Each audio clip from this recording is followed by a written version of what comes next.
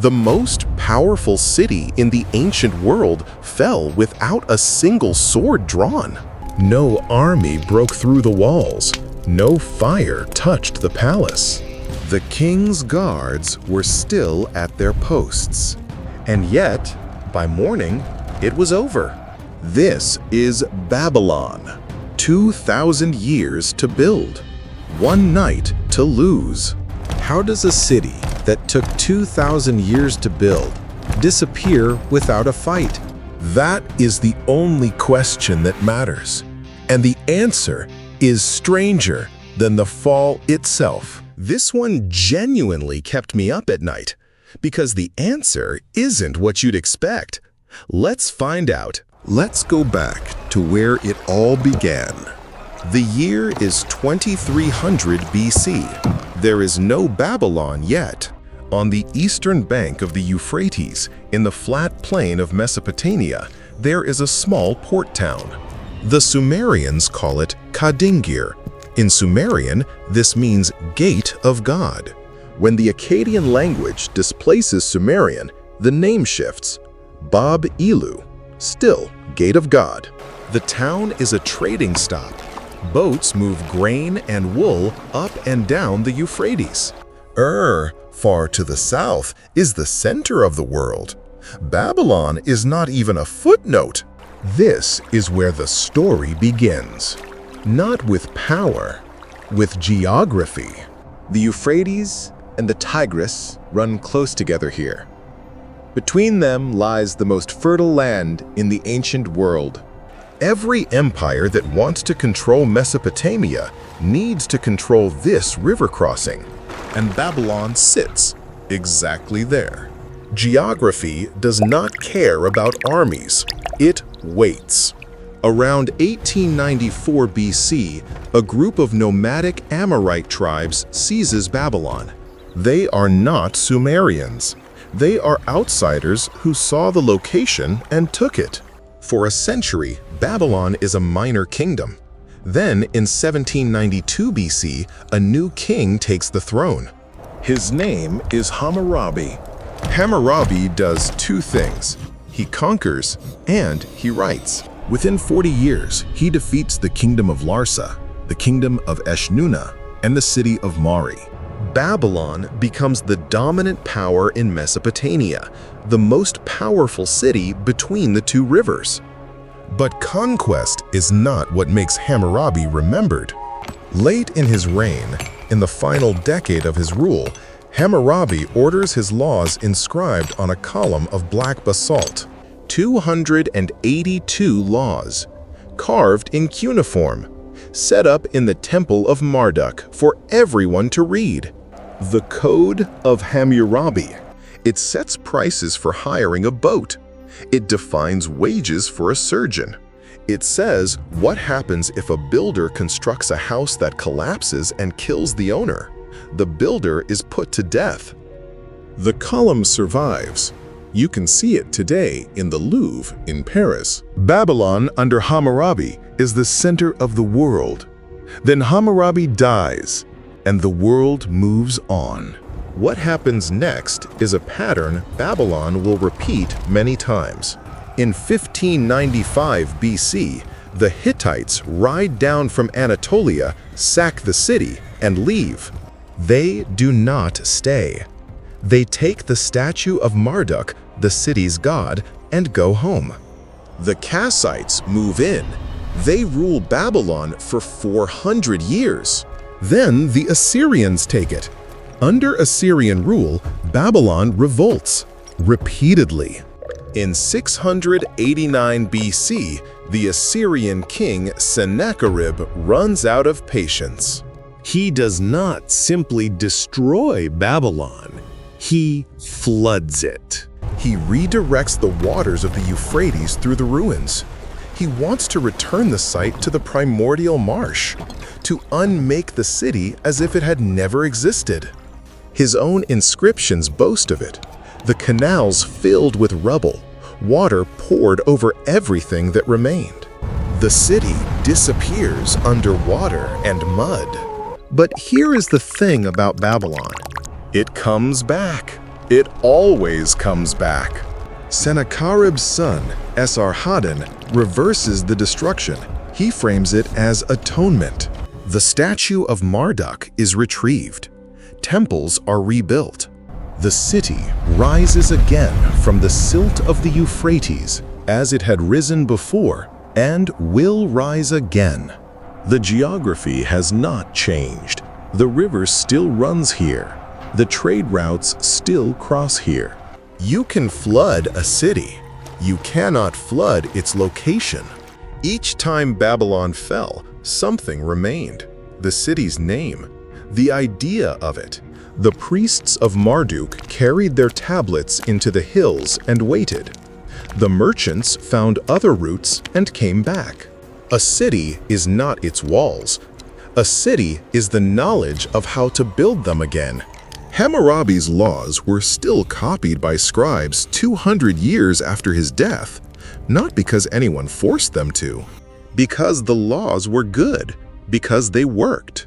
Because once you write down that a builder who kills his client dies for it, you have created something that outlasts the king who wrote it. That is what Babylon understood before any other city. Power can be inscribed. It can be transmitted. It does not die when the king dies. The Assyrians flooded the city. They could not flood the idea. In 626 BC, a man named Nabopolassar seizes Babylon. He is not royalty. His origins are disputed, probably Chaldean from the south. But what matters is what he saw: weakness in the Assyrian grip on the city, and a window. He moves before anyone else does. He declares himself king of Babylon and immediately goes to war. For 300 years, Babylon has been subject to someone else. Nabopolassar changes that. He forms an alliance with the Medes to the east.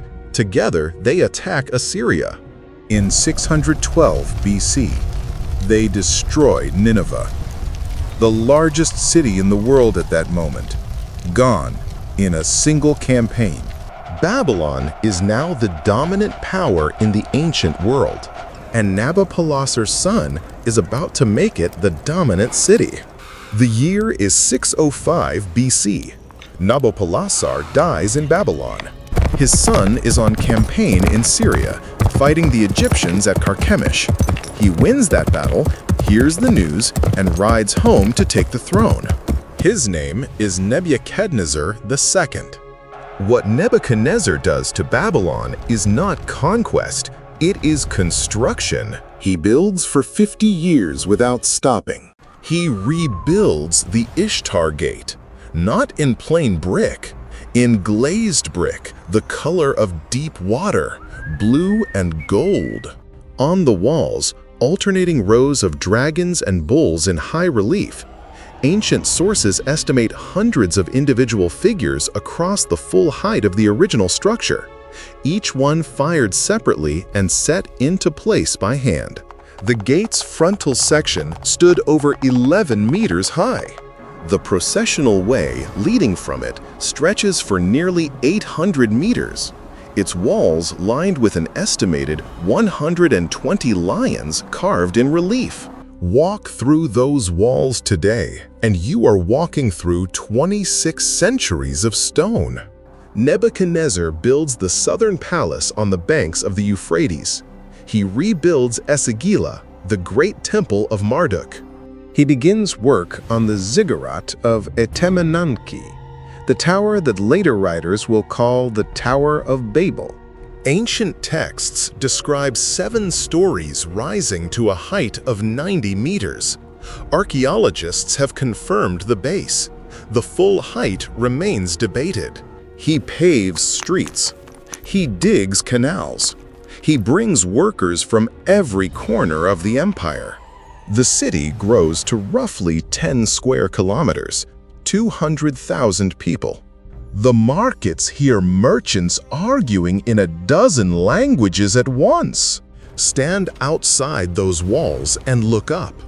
Coldaway's excavations measured the outer defensive rampart. one wall 7 meters thick, a second behind it nearly 8 meters thick, with a passage between them wide enough to billet soldiers. Beyond that, a moat. Beyond the moat, another wall. And beyond that, an outer rampart, roughly 11 miles around, enclosing farmland that could feed the city during a siege. Herodotus, writing a century after the conquest, claims that when enemy forces took the outer districts of Babylon, the people at the center did not yet know the city had fallen. The place was simply too vast for news to travel. Whether his exact numbers can be trusted is another question. Herodotus almost certainly never visited Babylon. But the size of the city is not in dispute. A population of 200,000 spread across 10 square kilometers cannot communicate end-to-end in minutes. News traveled at walking speed.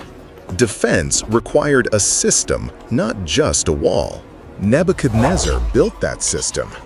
Gate commanders, signal posts, military units stationed at each section of wall. A city that was also a machine. We know this city not from legend, but from clay. The Babylonians wrote everything on clay tablets. Contracts for grain sales, astronomical observations tracking the movement of Jupiter, letters between merchants, records of temple income, court cases, school exercises. Archaeologists have recovered hundreds of thousands of these tablets. Many have never been fully translated. From them, we know the layout of individual streets in the residential quarter called Merkis. We know the floor plans of private houses. We know that a craftsman's family in Babylon lived in a 2-story mud brick house built around a central courtyard, with a kitchen, a bathroom, and a room for receiving guests. We know what they ate: barley bread, dates, sesame oil, fish from the canals, onions, and garlic. 50 measures complete. Enormous quantities of Allocate 20 beer. to the temple. The daily and ration 30 for a to the temple palace. worker in Babylon Mark it included down. several liters of beer. It was safer than water and contained calories. Everyone drank it, from laborers to priests. We know their names: Bel Ibni, Nabu Shum-ukin, Iti Marduk Balatu.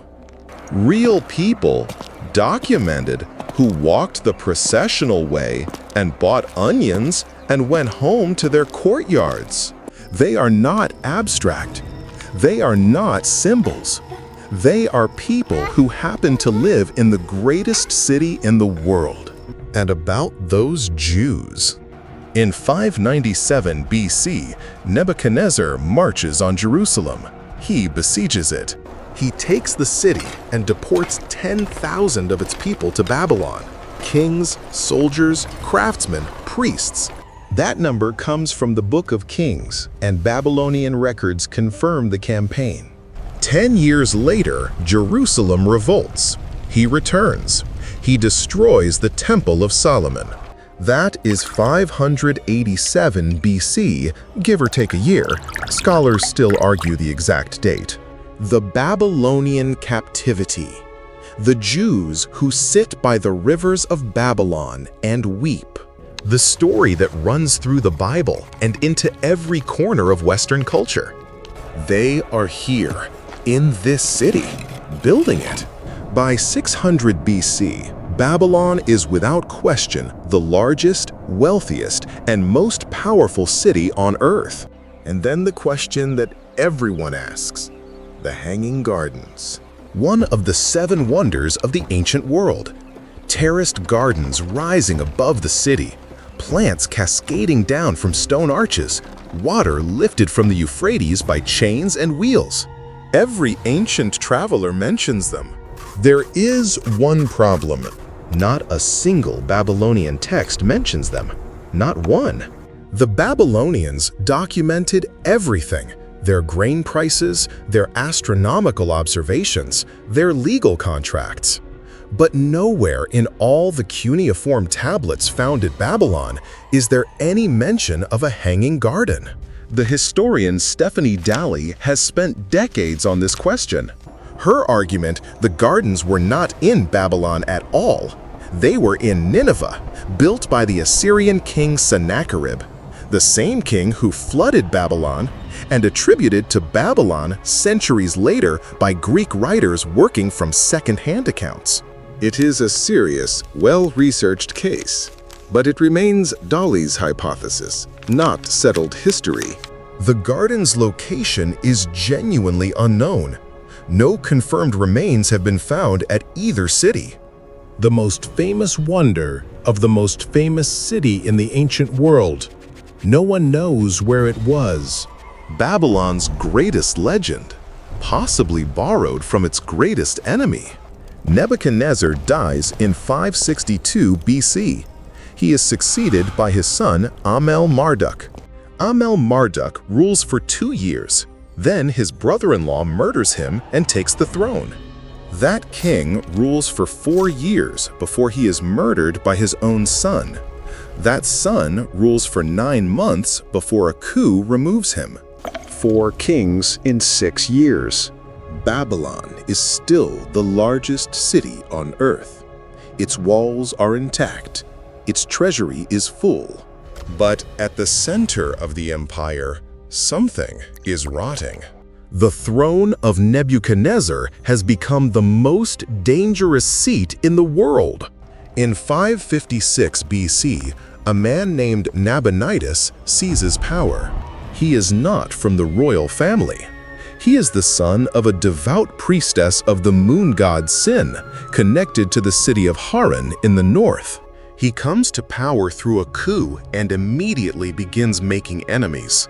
The first thing he does is offend the priests of Marduk. Nabonidus is devoted to Sin, the moon god. He builds temples to Sin across Babylon. He neglects the New Year festival of Marduk, the most important religious ceremony in the city, the one that legitimizes the king's rule, the one that every Babylonian king has observed for 1,000 years. The priests of Marduk cannot remove him, but they remember. Then Nabonidus does something no one has ever satisfactorily explained. Around his 3rd year on the throne, 553 BC, he leaves Babylon. He travels to Tema, an oasis in the Arabian desert, and stays there for roughly 10 years. He leaves his son Belshazzar as regent in the city. Why? Ancient sources disagree. Some suggest a rupture with the Babylonian priesthood so complete that he preferred exile. Some suggest he was pursuing the ancient temples of Haran. The Babylonian chronicles record the absences but give no reasons. For 10 years, the king of the world's greatest city lives in a desert oasis. Meanwhile, to the east, something is moving. Around 550 BC, a Persian king named Cyrus defeats the Medes and takes control of the Iranian plateau. Then he turns west. He takes Lydia. He takes the Greek cities of Anatolia. His empire is growing faster than anything the ancient world has seen. By the early 540s, Nabonidus finally returns to Babylon. Cyrus is at the borders. By 539 BC, the Persian army crosses the Tigris. At the city of Opis, they meet the Babylonian forces in battle. The battle is a catastrophe for Babylon. The Babylonian army breaks. A provincial governor named Ugbaru, the Greek sources call him Gobrius, changes sides and joins the Persians. Nabonidus flees. Cyrus does not march immediately on Babylon. He waits. And from inside the city, the priests of Marduk make their decision. Here is where the ancient sources disagree. Herodotus, writing a century later, says Cyrus diverted the Euphrates, exposed the riverbed, and his soldiers walked into the city along the dry channel while the Babylonians were feasting. The Cyrus Cylinder, a clay document written in Babylon shortly after the conquest, says something different. It says Marduk himself called Cyrus to Babylon. that the god was angry with Nabonidus for neglecting his cult, that Cyrus entered the city without battle, that the city received him with rejoicing. The Nabonidus Chronicle confirms Babylon was taken without battle. But that chronicle was written under Persian rule. So was the Cyrus cylinder. These are not neutral witnesses. The priests of Marduk, long alienated from Nabonidus, opened negotiations with Cyrus before he arrived. They told him what to say. They told him to present himself as the chosen servant of Marduk, coming to restore the god's honor. What followed was as much a political transfer as a military conquest. On October 12, 539 BC, the date comes from the Nabonidus Chronicle itself. Persian troops under Ugbaru entered Babylon. The gates are opened. Nabonidus is captured. Belshazzar's fate is not recorded in any surviving contemporary document. Cyrus himself enters the city 17 days later. He walks the processional way. He passes through the Ishtar Gate. He presents offerings at the temple of Marduk. The city does not burn. No one tears down the walls. The temples stand. The markets reopen. Babylon fell the way it was always most vulnerable to fall, not to an army, to a story. Cyrus told Babylon that its own god had abandoned its king and chosen him instead. And enough people in Babylon believed it. 2,000 years of walls and wars and rebuilding. And what finally ended it was a better piece of propaganda. The Cyrus cylinder, 45 lines of cuneiform on a clay barrel, now in the British Museum in London, presents the Persian king in the language of a Babylonian priest. It says Cyrus returned the statues of foreign gods that Nabonidus had gathered in Babylon and sent them back to their home temples. It says Cyrus freed the Jewish exiles and allowed them to return to Jerusalem. This document is sometimes called the First Declaration of Human Rights. That is an overstatement. It is royal propaganda, skillfully written, historically important. But here is what it tells us about Babylon, a city this large, this complex, this deeply religious, could only be held by someone who spoke its language. Who knew its gods? Who gave its priests what they wanted? Cyrus was not just a general, he was a reader of cities. And Babylon, in the end, was a city that could be read. Babylon does not die on October 12, 539 BC. It takes 500 more years. Under Persia, the city remains important. Cyrus's successors maintain it, tax it, build in it. Alexander the Great arrives in 331 BC. The city's priests and citizens meet him outside the gates with gifts. He walks the processional way. He stops at the ruins of Etemenanki, the ziggurat, partially collapsed, and orders it rebuilt. He gives the order, then leaves to continue his campaigns. He comes back several times. Babylon is the city he keeps returning to. In 323 BC, after his campaign in India, he returns again. He is 32 years old and has conquered most of the known world. In June 323 BC, the Babylonian astronomical diary records the date as the evening of June 11. He falls ill after a banquet. 12 days later, he is dead in the palace of Nebuchadnezzar in Babylon. His generals argue over his body. His empire fractures immediately. The reconstruction of Etemenanki stops. The workers are dispersed. The tower is never rebuilt. Its ruins sit in the center of the city for another 3 centuries, slowly surrendering their bricks to anyone who needs building material. The ziggurat that ancient writers compared to a mountain becomes the quarry that builds the houses that eventually empty out and collapse into mounds. The Seleucid Greeks who follow build a new city nearby, Seleucia on the Tigris. Merchants and craftsmen migrate there. The markets of Babylon thin out. By the 2nd century BC, Babylon is divided. The old city still functions. Scholars still copy astronomical texts that are centuries old. A Greek theatre sits near the ruins of Nebuchadnezzar's palace. The two worlds side by side, ancient Babylon and its Greek neighborhood, neither quite believing in the other. Ο γεώγραφος Strabo, γράχινα δέκαδες around το turn of the millennium, describes Babylon as largely desolate. The great city is a great desert. He is not writing about a ruin. He is writing about a city in the process of being forgotten. There is a difference. Forgotten things take time. The last known cuneiform tablet from Babylon is dated 75 AD. After that, silence. The scribes who had copied texts in the same script for 3,000 years stop. Either no one is left who can write it, or no one is left who needs to read it. The last act of a civilization is not a battle. It is the last person who remembers how things were done putting down their pen and not picking it up again. The Euphrates shifts its course. The canals that fed the city dry up.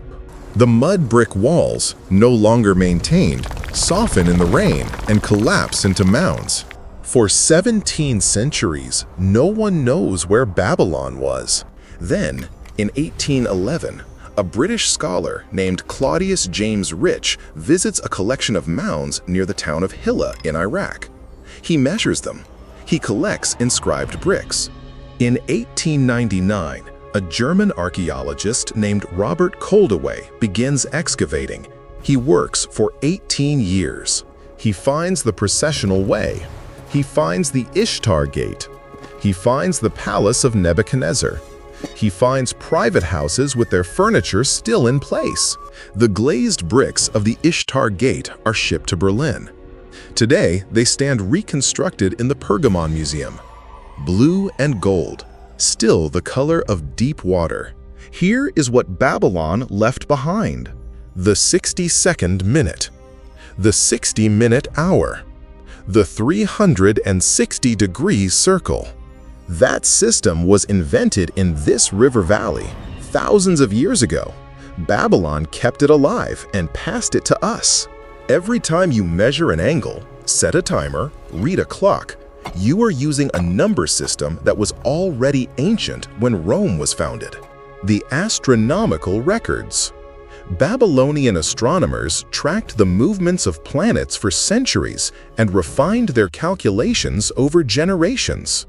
A Babylonian scholar named Kidanu, working in the 4th century BC, calculated the length of the synodic month so precisely that the error against modern measurement is roughly 5 millionths of a day. Those records passed into Greek astronomy, Greek into Arabic, Arabic into European.